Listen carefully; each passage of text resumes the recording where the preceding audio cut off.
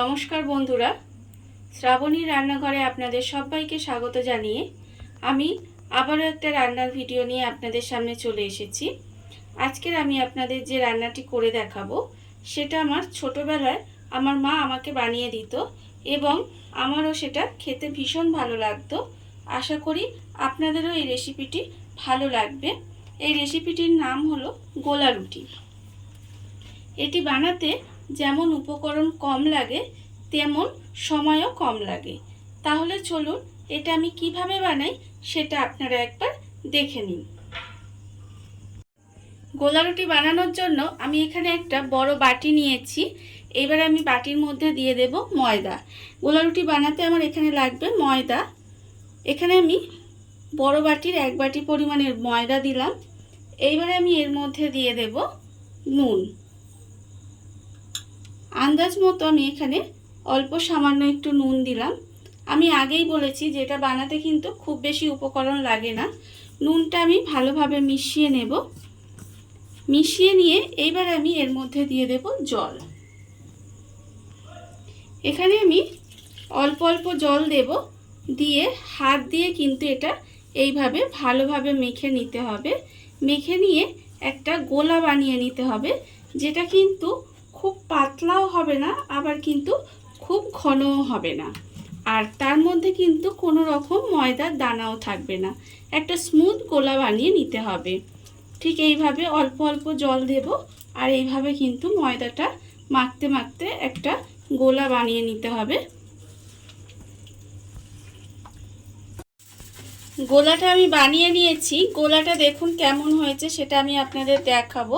ঠিক এরকম হয়েছে, দেখতে পাচ্ছেন। হাতার মধ্যে কিন্তু একটা লেয়ার পড়ে গেছে, দেখতেই পাচ্ছেন। আমি পেছনের দিকটাও আপনাদের দেখাচ্ছি। ঠিক এরকম একটা পাতলা লেয়ার পড়ে যাবে। ঠিক এরকম কিন্তু আমাকে ব্যাটারটা বানিয়ে নিতে হবে। এইবারে আমি অন্যদিকে গ্যাসটা অন করে একটা চাটু বসিয়ে দিয়েছি। চাটুর মধ্যে প্রথমে আমি দিয়ে দেব এখানে সর্ষের তেল। খুব বেশি তেল কিন্তু আমি দেব না, অল্প সামান্য একটু তেল দেব। দিয়ে তেলটাকে আমি চারিদিকে চাটুর মধ্যে একটু লাগিয়ে নেব এইভাবে।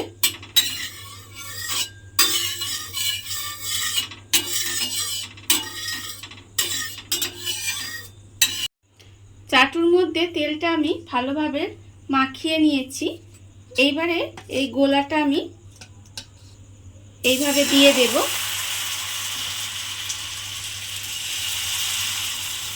দিয়ে এবারে হাতা দিয়ে ঠিক এইভাবে ছড়িয়ে দিতে হবে।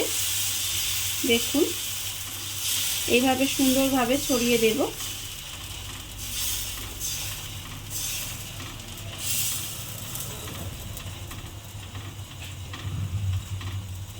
ছড়িয়ে দিয়ে এবারে গ্যাসটা কমিয়ে দিয়ে একটু রান্না হতে দেব। গ্যাসটা কমিয়ে দিয়ে একটু রান্না হতে দেবেন।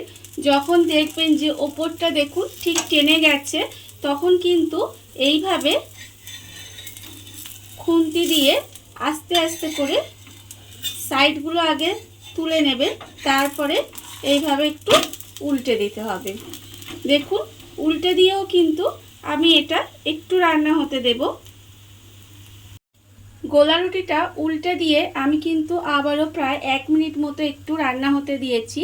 আর আমি কিন্তু সব সময় বলছি এই সময় কিন্তু গ্যাসটা একদম লোতে রেখে দিতে হবে। দিয়ে এইবারে কিন্তু এটাকে আমি তুলে নেব। তুলে নিয়ে এইভাবে রেখে দিলেই কিন্তু আমার গোলা রুটি হয়ে যাবে। দেখতেই পেলেন কত সহজে কিন্তু হয়ে গেল। আর আবারও কিন্তু আমি ওই চাটুর মধ্যে অল্প তেল দিয়ে দেব। যতবার আমি গোলা রুটিটা বানাবো ততবার কিন্তু আমাকে অল্প অল্প তেল দিতে হবে। তেল দিয়ে আবারও কিন্তু চাটুটার গায়ে খুব ভালোভাবে তেলটা লাগিয়ে নিতে হবে। এইভাবে লাগিয়ে নেব। নিয়ে আবারও কিন্তু এই গোলাটা আমি এর মধ্যে দিয়ে দেব। দিয়ে এইভাবে কিন্তু আমাকে গোলা রুটিগুলো, সমস্ত গোলা রুটিগুলো বানিয়ে নিতে হবে। ঠিক এইভাবে দেখুন আপনারা কত অল্প উপকরণে কত অল্প সময় কত সুন্দর একটা গোলা রুটি কিন্তু তৈরি হয়ে গেছে।